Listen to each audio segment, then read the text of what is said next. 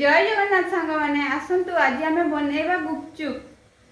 प्रथमे gas on करी करेई बसई से तेल देबा। तेल भल भाव गरम है सब गुपचुप को एबे छाणीदेवी।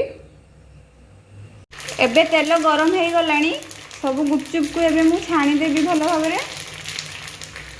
देखंतु गुपचुप छाणी सारलिनी। गुपचुप छाणी सारी से तेल रे भृसुंगा पत्र अल्प किसी छाणीदेवी।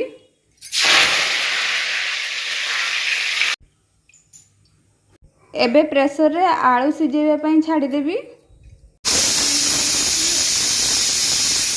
एबे आलू सिझी गलानी।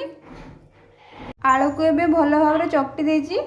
आलू मसला पई चाट मसला, लूण, धनिया गुंड, लंका गुंड, जीरा, अल्प बुट, पियाज, कंचा लंका, भृसंग पत्र, धनिया पत्र ए सब को देई भल भाव भी चकटी देवी।